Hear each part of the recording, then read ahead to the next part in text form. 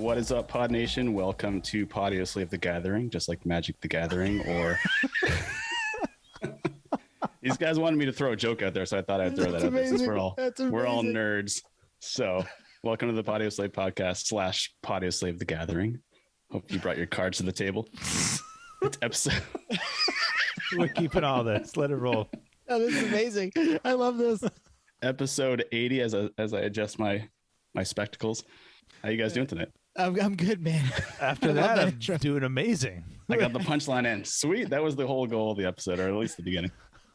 I'm trying so hard not to laugh while you're doing that. And I'm like, no, you know what? It's funny. Just laugh at it. Let everybody know.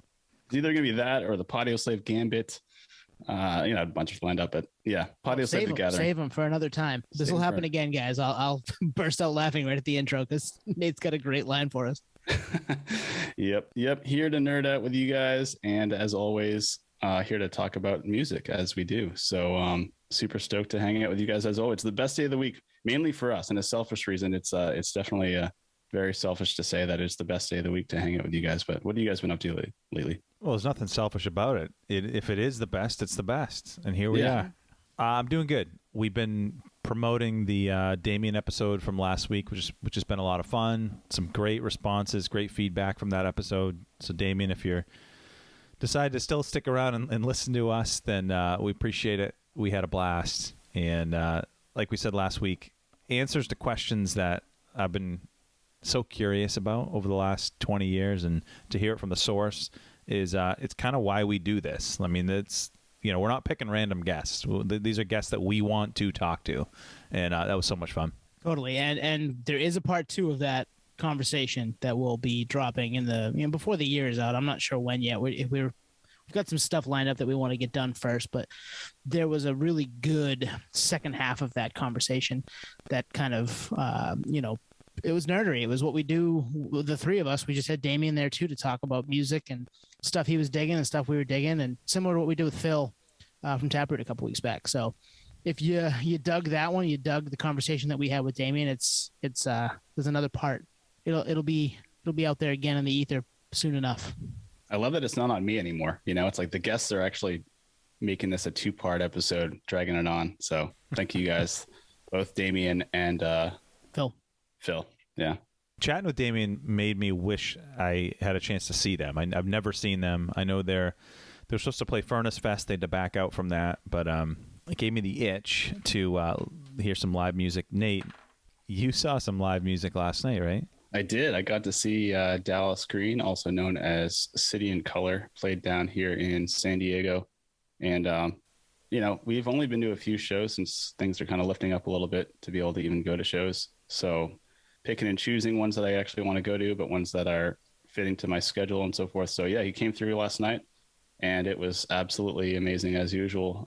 Him solo, he had a little sidekick that helped him on a few songs, but for the most part he was solo. And man, I don't know if anyone's listening that hasn't seen him, definitely catch him on this tour. He, in between songs, had a little bit of banter on what he was doing during lockdown and just really poured his heart out in terms of, I've been wanting to do this for so long. It's been a long time coming. And he sounded tight. I mean, he definitely, he's already a perfectionist, but he was just on top of his game. It's one of the best shows I've seen in a very long time, in a venue that I've never been to, called the Balboa Theater, and a legendary venue built in 1924. So we're all, nerds in that aspect too, to just check out old venues. So it's a San Diego national landmark. So super cool. Is it in the Balboa Park? Not in Balboa Park, but yeah, it's downtown San Diego.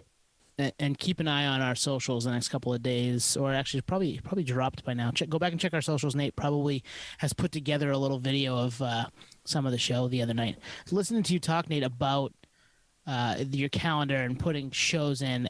I've known Nate now for, the better part of 2 decades plus here, and Nate will put on his iPhone calendar, every show that's going to be anywhere near him that he might be able to get to, whether it be a 4-hour drive or a 15-minute drive.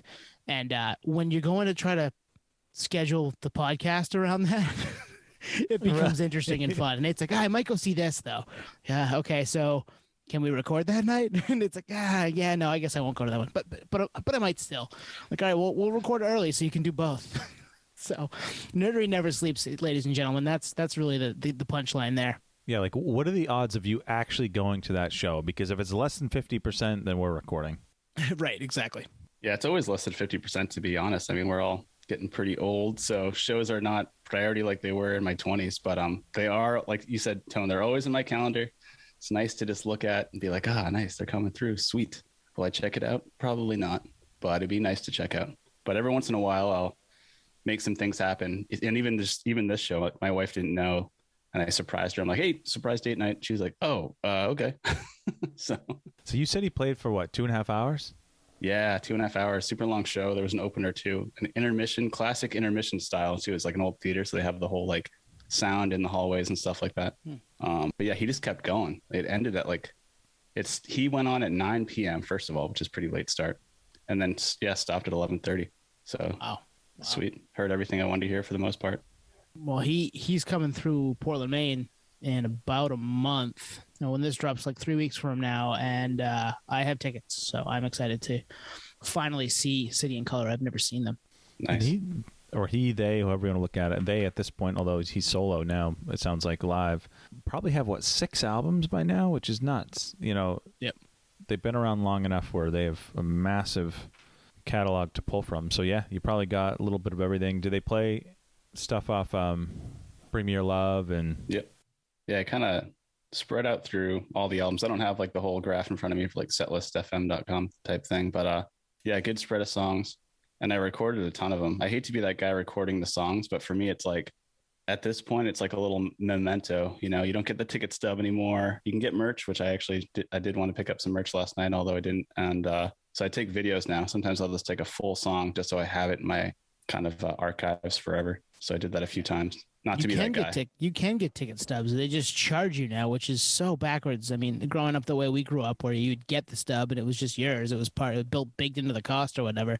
Yeah. Now you got to pay $3 to have them mail you a stub, which as a nerd I've done. I mean, I had stuff come in the mail the other day. I think my Clutch tickets came in the mail the other day. So Sweet. It's you need a little memento of the show, and I struggle with the recording of it too, because I think I told the story of trying to record fireworks at Mumford and Sons when we going back to our episode 52 guest Lauren Wayne on the Eastern Prom in Portland, Maine, about 10 years back, and I didn't record anything. So I'm just staring at the sky into my phone and nothing recorded. So yeah, it's like, just watch the show, enjoy yourself. That's the person on my right shoulder. The one on my left's like, record something and save it so you can have it forever. Did they charge for the ticket and then the shipping of the ticket? It's probably all the same. It's like $3 extra to get it shipped to you. I'm like, well, okay. I'm a nerd. I'm in. Less of a pill to swallow. I should have been doing that the whole time, because I would say the last few years I haven't gotten the printout. It's just digital. And what's foolish is in the Ticketmaster app, there's no history. Right. Yeah. They should have history. Yep. That would be a digital ticket stub. Yep. Missing opportunity. Talk to us. We'll figure it out for you. Yeah. Yeah, I know. I want to Ticketmaster. That'd be great. Literally all the shows I don't have stubs to that I used to search the dirty, dingy floors for and still not find one. Or find like a $10 bill. Yeah. Bonus. All right. So talk about a segue here. We're going from talking to Damien of As Friends Russ into talking about City and Color. And now we're going to talk about 2Pac. We had Damien last week, who did give us a little 90s R&B flavor. So we were thinking about it, and some stuff come up this week. I think it's the 25th anniversary of 2Pac's death, and it's the 25th anniversary earlier this year, of All Eyez On Me, which is a record we all ride for. So we thought, let's talk about it. We haven't talked a ton of hip hop, and it's not because we don't love it. We're all into it, but this is the type of range you're going to get from us. We're going to go from, melodic hardcore to 90s R&B right into 90s gangster rap, and that's just what we do. It's our flavor. It depends on the week. You never know what you're going to get. And I'd say it's the genre that we listen to, not the most overall, but out of the genres we don't talk about or we haven't talked about much, it's the genre we probably listen to the most. I don't know, maybe I'm speaking for myself. It's a disproportionate amount that I actually listen to that we don't talk about, if that makes any sense. So I think we're due for this. I mean, have we done any hip-hop yet? Bits and pieces. Pieces. Way back in our What If episode, we did a little Biggie and Snoop and Dre, and yeah, but not a ton. Yeah, we've talked about Nas and different hip hop artists, but never like a full on dedicated episode. Yeah. Yeah, so this we're due for this, and he's the perfect. I mean, we're going to talk about it, but I would say collectively he's probably one of the first 3 rappers we got into, maybe first 5. Agreed. Yep. Yeah. Yep. Yeah. All Eyez on Me dropped February of 1995, so 1996. Excuse me, 25 years ago, earlier this year, which is wild to me. I remember. I guess let's get into like our first impressions, our first remembrances of this album. Maybe that's probably a good place to start, right, guys? Yeah. So for me, just not having cable at that time, I think I was like 11 or 12, and going to my grandmother's house to watch MTV, and there being like we're gonna have this big reveal of this new Tupac video for this new Tupac record right around the end of 1995 into 1996. And it was California Love with Dre, that like Mad Max video that's like 12 minutes long, and it's just fucking awesome. And I mean, when you're 12 and you're like, this song's awesome, this video's awesome. I don't have MTV and I get to like watch this. I was stunned, stoked, the whole 9 yards as a budding music fan, and it just has always stuck with me. I mean, that's a song that if it comes on at a party, I can sing rap pretty much the entire thing, which is about as nerdy as you can get.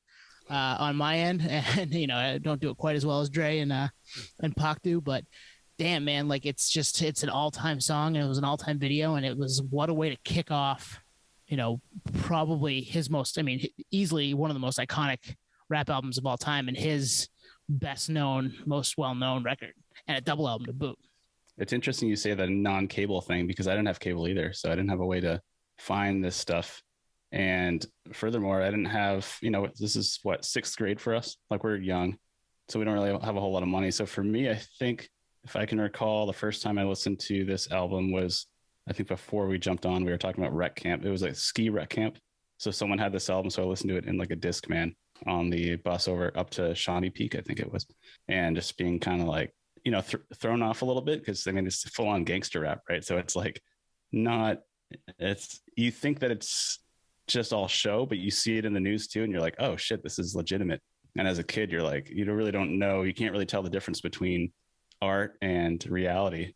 So the whole phrase, like, art imitates life, life imitates art, this is kind of quintessential to that quote. So yeah, I was thrown off a little bit on that, but the jazziness, like the production on this album, captures you even as a kid. If you don't know much about music, either way, you're kind of like in for the beats. So I was hooked. Same thing right when it dropped, or at least pretty close to when it dropped. Yeah, I mean, I think we all, similar story, like we had it in the moment, which is crazy. I was still 10 when this dropped, and I was actually thinking about it.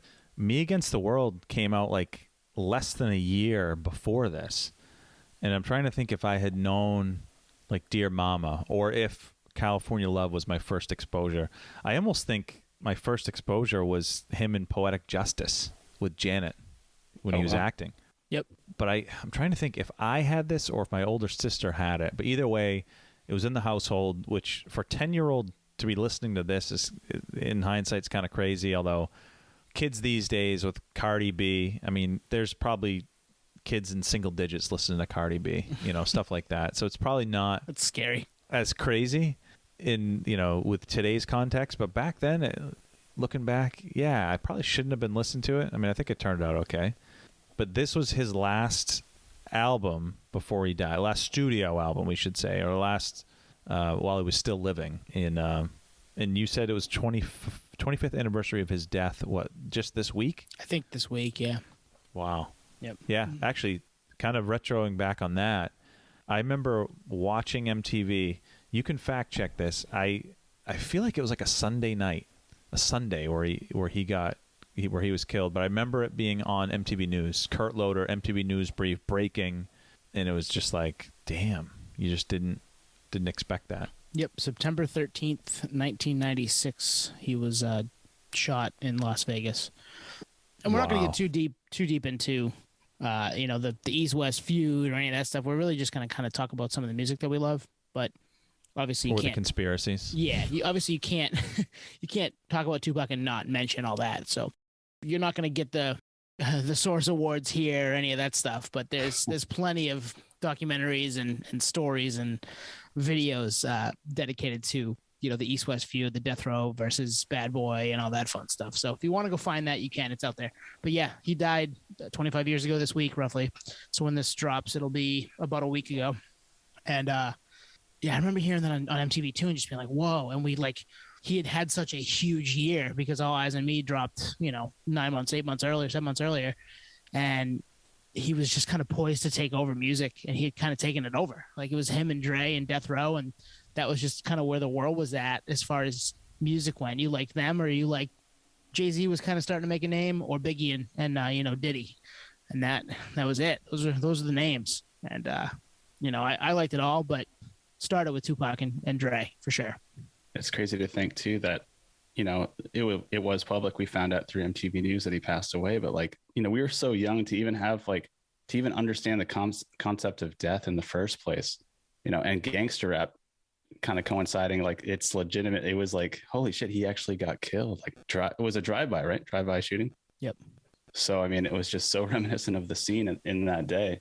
And we were growing up in Southern Maine, we have no idea what that looks like. So we're kind of living it vicariously through the album, and to have it kind of play out exactly how the album is. He's talking about being watched all the time, right? I think he's quoted as saying the album title comes from being watched by surveillance from the police and by people that are trying to sue him, and people that want to be with him, people that want to kill him, people that want to hang out with him. He was just under all this pressure. So in a lot of ways, it actually makes sense that it was his last album. I think maybe that's why it was so many songs. He's just like, I just need to get this all out before I'm not here anymore. Well, the last song on disc 2 is Heaven Ain't Hard to Find. Yeah. Which is crazy. I think he knew he was young, right? He was 25 when he died. I think he knew the world that he was in was probably not the safest world, even though it was mostly music, but he came from other stuff. A lot of those guys did, and they that's what they rap about. They rapped about what their lives were like prior to. Nothing that I can ever relate to and ever try to. I'm not going to, but yeah, that makes sense as to why he would name his album All Eyez on Me, because he probably felt like that from a young age. But he's had such a great way with words and could explain a story and turn a phrase so well, and one of the best to ever do that. And only getting what we got from him was amazing, but so much we could have gotten from him that piece is a bummer. I think he's the best rapper of all time when it comes to rapping on the downbeat. He does it perfect. There's melody and harmony that I think can only be imitated. It was probably done before that, if I did a study, but there was almost a genuine tone that I've kind of lived this, and I'm talking about this, and now I'm telling you about it, as opposed to if I listen to any rapper today, Lil Pump or something, it's just catchphrasey bullshit, and there's no thought that goes into it. It's almost comparing a feature film to a TikTok video. You know what I mean? It's totally. One That's is a great way to put it. Yeah, it's just a different ball game. And the fact, when you kind of level set that he was 25, and that means he wrote Dear Mama when he was probably 23. It's crazy. The guy was in a league of its own in terms of, I think, storytelling. And it makes me wonder if that didn't happen, how far he would have gone and still had the same and hit the same way. But man, what we got out of him was really special, I think. And I don't know, Nate, if it was because he had to get it all out there because he knew his time was nearing out, or he thought he had enough quality content where this all has to get out. Either way, it's the best rap double album of all time. Life After Death is, I would say, close-ish second, but man. And he was in prison too, right? When he was writing this album for, I think, some charges that maybe got dropped, or he was falsely charged or something. So he might have been writing that whole time. So that might have alluded to the amount of material he had to present in the first place. I don't know. Maybe that has something to do with it. But he was just literally on fire. They bailed him out. Shook Knight and who was it? Jimmy Iovine basically signed him onto a 3-album contract to post bail to make this album. And it actually it served as 2 out of the 3-album contract as a double album. So I never even thought of that before thinking about that. This serves as a 2 out of 3-album contract based on the fact that it's a double album, which is amazing. I'm shocked that Jimmy Iovine let that happen. I know, right? That he let it that he let it count as two. Yeah. Like, no, Yeah. you put it all out at once. It's one, bro. The nachos stick together. It's one nacho. Saving Silverman. Yeah, exactly. So double CD. I got a question for you guys.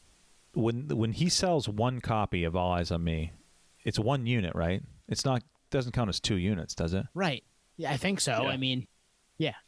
Then like the economics of it make no sense. I mean, nowadays like Drake's Scorpion that he put out a couple of years ago is a double album. That makes sense because he can flood the gates with streaming.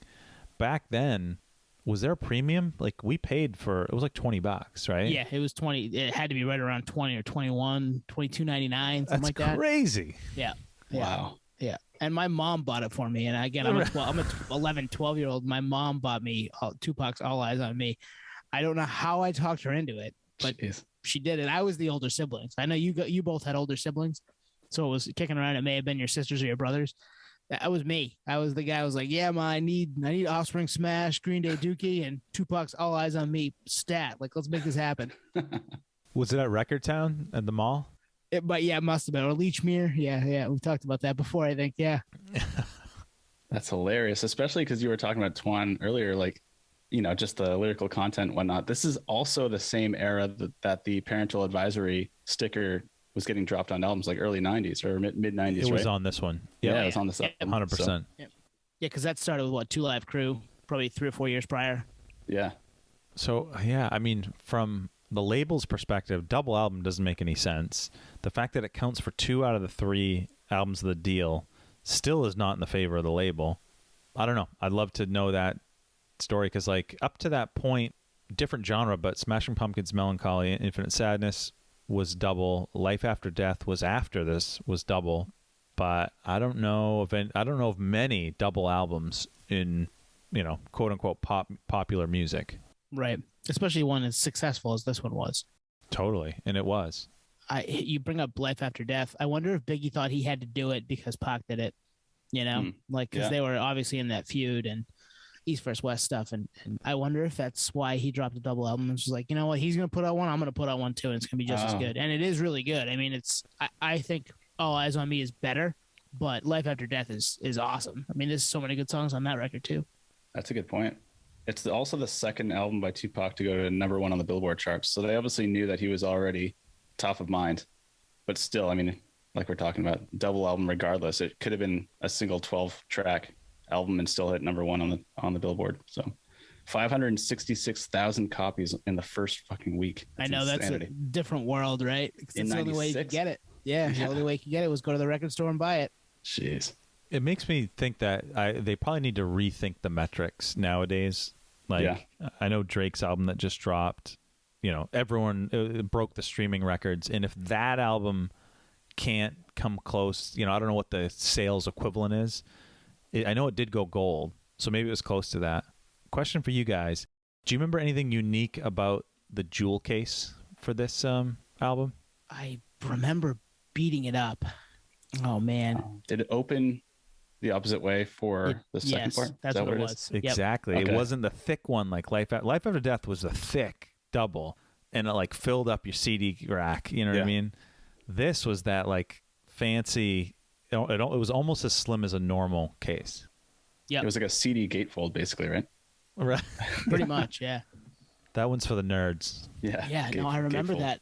And I wish I still had it just because, I mean, I beat it to shit. I was 12. So it like went in backpacks and to my friend's house where we would play baseball in his grandmother's backyard and be blasting No More Pain, which is not really a great song for a 12-year-old to be playing baseball to, but it is what it is. like Twan said, I think we turned out okay. Right. But yeah, man, you're right. That's a good tidbit. It was a flip open differently. That actually just brought up a point also, which is a little sidebar, but how many albums have gone platinum and for this one diamond, just based on the fact that we were kids, we didn't know how to take care of certain things. So like we bought the CD maybe like 3 or 4 times, you know? That's a great point, Nate. Like there's no equivalent of that in the streaming era. It's Exactly. like there's not, you know what I mean? Unless you happen to, I think Spotify offers a download so you can listen to it in offline mode, but you're not paying. You just pay the You're not paying for that specifically, so there's no equivalent. Yeah, you don't lose it or break it in your CD player Right. or lose it in your couch cushions or it gets scratched to shit. You need to buy a new one. Like that's a great call. I wonder how many people bought it more than once. I mean, even in the same household, right?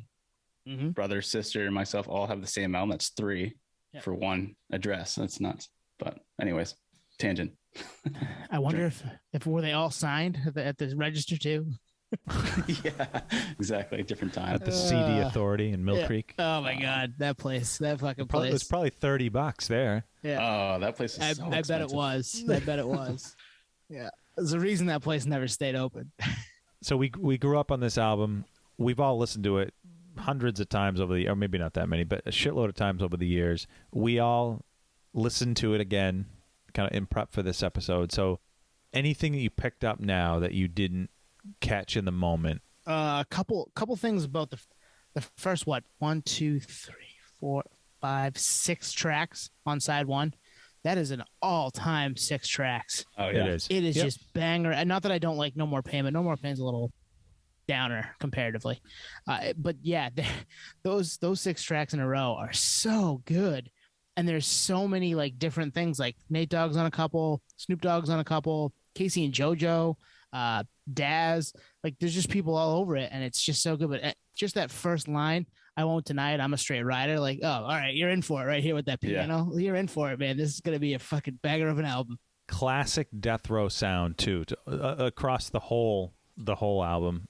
I'll double down on that tone about the first 6 songs. Listening back to this, like I don't remember Trading War Stories. There's a couple songs later in the album that I don't even remember getting to because I probably just replayed through 2 of America's Most Wanted, which is all time for me. And How Do You Want It? I mean, I love Jodeci, so to have Casey and JoJo, I listen to that song every couple months. It just comes up and I want to listen to it. It comes in my head. I want to listen to it, so I throw that on.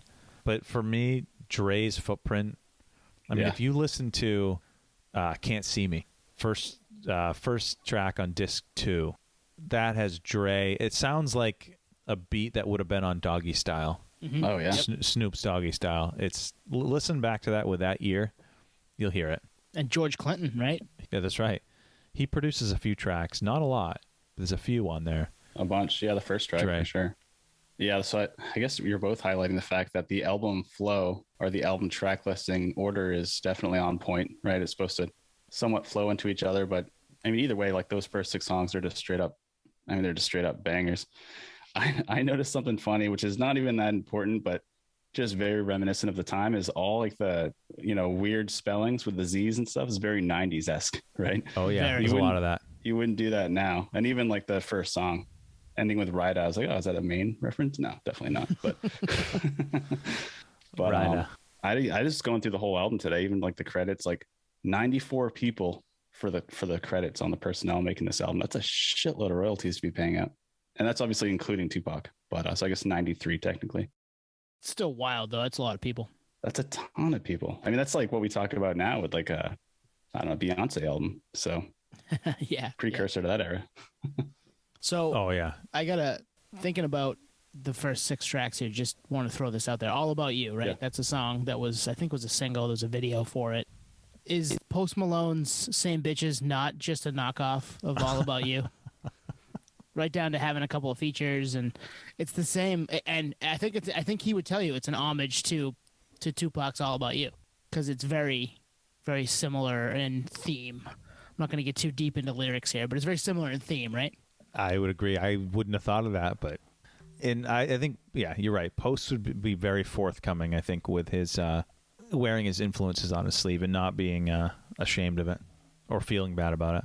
Seeing that he is the biggest industry plant of all time, go back to that episode. Yeah, the conspiracy episode, man. We just can't get it out of our heads. I mean, this is also a rewind back to Damien's episode, right? This is a Greta Van Zeppelin type scenario. Is it just blatant imitation? Yeah, maybe. I don't know if the patent has run out on 2Pac yet, though. Like it may have on Greta Van Zeppelin. We're never getting any of those guys on. Oh, man. Hey, question for you guys. So the end of that 6-song run, which I agree, No More Pain, you could throw in there. but that would probably be where that run ends. So Two of America's Most Wanted, was this around the time when Snoop was under investigation for murder? He might have been. Yeah, murder was the case. I mean, what a and- wild yeah. song to throw out. Yep. I think it was. That matches 96. Because I remember seeing that mugshot, and it's definitely mid 90s. Might be 95. Might be after the fact. But it would have been written around that time, right? Oh, true. Yeah. Which is, crazy. That's just how amazing this type of music is. It's just so, autobiography. It's in the time, and they literally just don't give a shit. They're like, yeah, even Tupac coming out of prison. It's one of my favorite songs. 93 was Snoop Dogg's investigation. And this, I mean, he probably wrote this in 94, 95 for the early 96 release. And I love what's the song that has, Checkout Time, which is with Corrupt. It's on disc 2.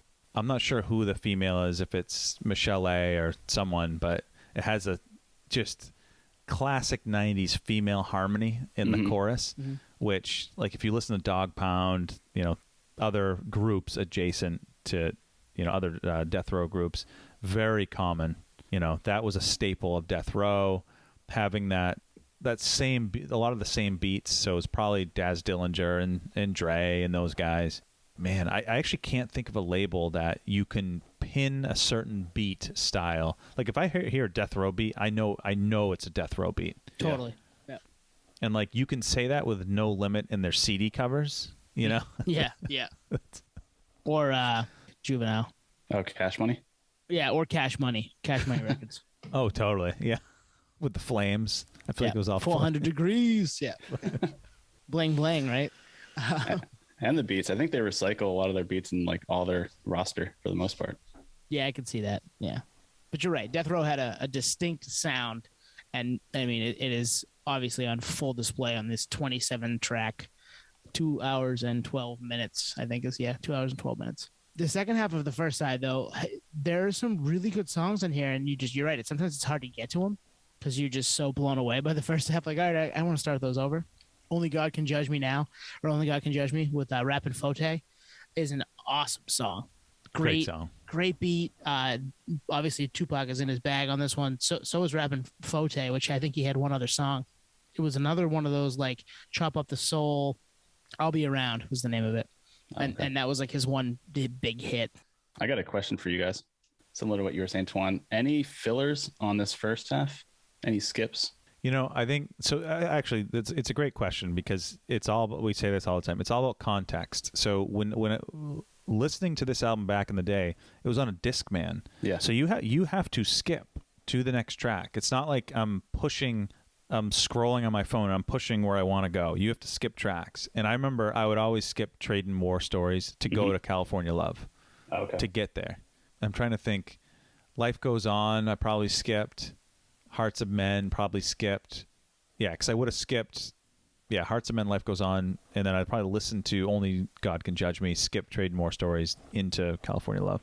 Did you stick around for I Ain't Mad at You, which was like 5 minutes long? Yes, great song. Great song. Classic song, which got some love. I don't know. It was a single. Yeah. It was the last single. Yeah. I Ain't Mad at You. And then What's Your Phone Number, which is the last song on the... We'd listen to it if we were away from the CD player, but typically we'd pop in side 2 or restart side 1 at that point. Yeah. Yeah, because that's the thing. It was a manual swap out of the disc. It wasn't... Yeah. I mean, people that listen to this album nowadays that got into it in the moment, they don't even know where the break is between discs. Right. Yeah, I had to ask the skip question just because in the day, like you were saying, you have the Discman, you're actually in control of skipping the song. It's not like today where you're scrolling or whatever, but in hindsight, like now, in our age now, listening to the album, it is a front to back album, really. But at the time, I think we were so young, we just didn't really fully understand the depth of the album. But now you're like, oh man, this is a full on, I almost want to say it's like a concept album in a lot of ways. I read somewhere that someone compared, I think from Rolling Stone, compared it like to the hip hop version of The Dark Side of the Moon. I thought that was kind of cool. Interesting. Yeah. I don't think there's as many chances on this one. Yeah. I think it's just straight up, heat with people with features. You know what I mean? Mm-hmm. I mean, George Clinton, Snoop, Corrupt, Big Psych, Casey and JoJo, Nate Dogg. Like, it just doesn't end. There's just people on it left and right. Method Man, Dre. Man. Yeah, Method Man. Yeah, exactly. So 2 comments about features. One is on Thug Passion, it features Jewel, but not the Jewel everyone knows. No. It's a Jewel that was signed to Death Row, which is interesting. But the other thing about features is, like, in the moment, I mean, obviously we knew Snoop, we knew Nate Dogg, Daz Dillinger, Corrupt from Dog Pound. We knew all them.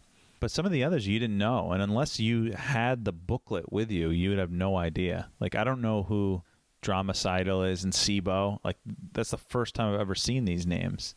Where nowadays, it's front and center on the streaming platforms for the most part. Yeah. I would say the second half has a couple more skips, but it's still really good. There are 2 all-time 2Pac songs on the second half. Picture Me Rolling and All Eyez on Me. Like, Oh, yeah. they're just untouchable rap songs, period. But they're obviously both 2Pac songs and on the same, within 4 tracks of each other. Yeah, the title track is kind of like watching a movie and they finally say the name of the movie in the movie, right? You're like, oh, I've been waiting for this moment. Yep. And it comes so late, but you're like, you said it. There it is. So late. Yeah, literally or close to the end. Yeah. Track 10. Yeah. It is a time and the place album when you really think about it, because it didn't make economic sense to put out a double album. 1, 2, look at the length of the tracks. There's nothing under 4 minutes for the most part, and they're mostly 5 minutes, which in the streaming era, to get something to qualify as a stream, it has to be 2 minutes. And you see a lot, I mean, Post Malone's guilty of this, straddling that 2-minute line to qualify. This was art. Like, this was, I need 6 minutes to tell my story. You're either here for it or you're not. Yep.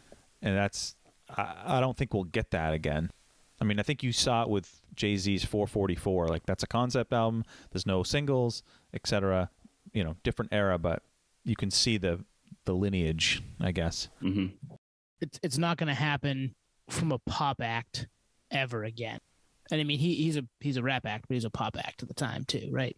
Yep. He was part of the popular culture at large. And you're just never going to see that again because of the way streaming is set up, because of the way the money shakes out. You don't have to go to the store to pick up Post Malone's new record. You don't have to go to the store to get Certified Lover Boy, right? It's just on your phone at midnight when it drops, and you can listen to it however you feel like listening to it. And they want you to get, the songs will be 2.5 minutes, 3 minutes, because they want you to rack up those streams. So that's just, that makes me sad a little bit, honestly. But I mean, there's still plenty of bands and artists not doing that. So, we gravitate towards those typically, I would say. But there's some good stuff in there that can go for 2.5, 3 minutes too. So it's tough when that's the reason. And that makes me a little sad. I got another thing on the features. I want to kind of go back to that, Twan. What do you think? How do you think this went down with the features? Do you think he was writing these songs in prison and then the demos would go out to just a roster of people that were willing to work with him? I mean, I think there's probably a subset of these artists that are on death row. Yeah. The death row records. I think Casey and JoJo weren't on death row, but they obviously George Clinton, but there are plenty that were too. Plenty that were. Yeah, I mean, I think and then probably some of them are from like Oakland, and I was just looking up one of them that was from Richie Rich. He's from Oakland, so he probably knew him, just trying to put him on. Yeah. Okay. I think Rappin' Fote was from there too. Yeah, so just trying to bring him along with him. And I mean, between the features, between co-writing credits and various producers, I mean, this was an all-in effort. Yeah. And the final product it's classic. It's untouchable. Crazy. It's 25 years old, man. That blows me away. So what's up with California Love? Obviously, the MTV video was like a mini feature film. The way it introed into it, the whole Mad Max thing. But that version isn't the version that's on the record, right? No, and that always drove me nuts. Because I like the version on the record, but the beat's different, and it's almost a little more subdued compared to the party version from the music video. And I mean, they're both great. The song is amazing. You could listen to it 7 different ways, and you're gonna love it all 7 ways. But it was weird for that to be different. And I remember listening to it, and I'm like, why is this not the version I'm used to hearing? Over the air on MTV or whatever. But I can't. I mean, even on streaming, just tonight listening to it, I was like, "Wow, that's still the other version. Where's the?" It's still the other version. Yeah, yep. So I don't know what that's about. If there's a reason, if there's a sample or something, who knows? So it looks like in the UK edition of the album, there was a bonus track which had the short radio edit, which is I like that version better. I'm with you. Yeah, that is strange though, because you get looped in the bait and switch on the initial Mad Max version, and then it's non-existent. It's almost like discovering a local band, and then they go to a major, and it's a completely different, reworked version of that single that you're so used to. Yep. Well, it's more subdued on the record. It's It's a little not more as laid in your back. face. Yeah. Yeah, Mhm. it's not as in your face. And when I was listening back, kind of prepping for this, I was like, wait, what? I don't remember this, because it sounds like near the end where there's that kind of breakdown in the radio edit version, it kind of starts like that in the CD version, which is interesting. It's something to be said for the way they were able to visually put that all together. This time frame was great for music videos, period. Yeah. It was a lot of that was how you told your story as far as what the song was supposed to be about, or, just threw a visual together that like fit whatever aesthetic you were going for. And obviously this song had an amazing debut. I got a ton of buzz, a ton of people talking about the record, all that stuff. And I would say hip hop and R&B did the best with that at this time. There were some outliers, obviously, but I just remember gravitating towards that music at that age because the videos are cool. Like the songs are good and the videos are cool. Hype Williams, baby. He did Yep. this one. Yep. And it was, I didn't look up anything about this, but I would assume it was a massive budget, especially for the time up to that point in time. I'm sure. Wow. Yeah. And Roger Troutman, I don't even know who that is. I think he's a kind of a classic R&B singer. He's featured on this with Dre, and I don't even know what part he does. He was the guy with the golden throat. He had the like vocoder thing over his. That's Roger Troutman. Oh, right on. Shake it, baby. That's him. Yeah, okay. That was auto-tune before auto-tune. Pretty much, yeah. Yeah, I mean, I think, so 25 years, for me, it holds up and then some. I can't put any modern rapper besides, your Jay-Z's and your Nas, who are still kicking around in some capacity, but anyone new that could put an album like this together with the storytelling, the lyricism, technical ability and acumen, the production, and 2Pac was on the production side too. If you look at the credits, I just don't think anyone can touch this, and I don't think many have. I mean, certainly Biggie, Life After Death is fantastic. Ready to Die, which I think was before this, special record. Man, I wish we got more out of him in the moment. I mean, there was the albums that came out after he died, which I'm sure there's a lot of studio tricks and they piecemealed stuff together. I didn't check out a lot of that. This is kind of where I cut my teeth in. Yep. Me Agreed. Against the World too. Yeah, there's an honesty at 25. I mean, imagine writing this kind of music at 25 and it's just so honest. Here's the question. What if he was still around? Would it be one of those situations where it's like, man, it's better that if he was around to hanging up early, or would he still be making just bona fide classics to this day? It's hard to say, right? I mean, Dre obviously had some medical issues earlier this year, but before that was not doing a ton. Yeah. As far he's doing some stuff here and there, but yeah, no, I think he'd be a little more in the activist realm, honestly, with the way some of his other writing and some of his other songs went. I could totally see him living in that world, especially now, a little older, and especially with the world that we live in today. I could see him, maybe be doing a feature on a Run the Jewels album, or imagine that, or something with Zach De La Roca. Not to bring it back to Rage like we always do, but that's Drake. right. That's totally. I thought that it goes through my head anyway. That's a good point. His mom was a Black Panther, so that kind of aligns pretty accurately. I think he might actually be one of those people or, artists that does kind of go off the map. He's not dead. He's like Andre from Outkast. You just never hear from the guy. So that or special guest. Yeah. What do you think, Dwan? I think that a lot of the themes in lyrics of what we got out of him up to that point, were products of someone. Well, All Eyes on Me, that's the product of kind of being in the spotlight, but this launched him into another stratosphere. So I think after, it would have been interesting to see what he would have rapped about. I think there's just a rawness up to this point that I don't think you can mimic once you've gotten huge. I think Agreed. a lot of the early stuff was just a product of his environment, his family, his upbringing. I'm trying to compare him. I don't see him going the Nas route. Remember Nas he linked up with P. Diddy, Yeah, hate me now. Yep. Yeah, hate me now. I don't see that realm. I also don't see the disappearing realm like Dre. Mm-hmm. Dre, leaned into the production in that lane. I don't know.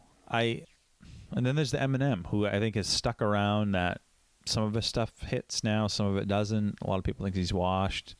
Does it take away from his legacy? Some people think it does. I mean, it's like, I don't know.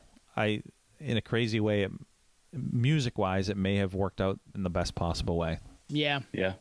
No, I'm not going to disagree with that. I would rather the opposite for him, for Biggie, for anybody that obviously did time get cut short for, violence or something of that terrible nature. But man, what he put out was so damn good in that short time frame that I'm not sure you could script it any better if you wanted to musically.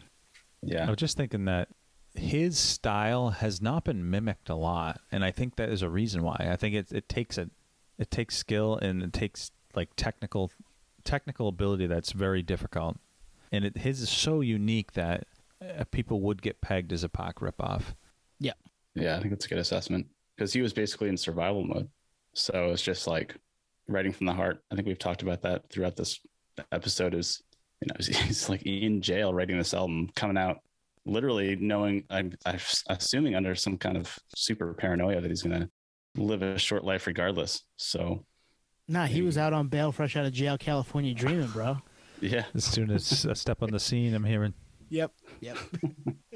But the Eminem comparison, I was going to bring that up too, because Eminem, one of the best rappers of all time as well. But I mean, there's some stuff out there that does, I think, take away from his legacy. So I would hate to see that happen to Tupac. But the fact that he's still going is great too. You get to see him live.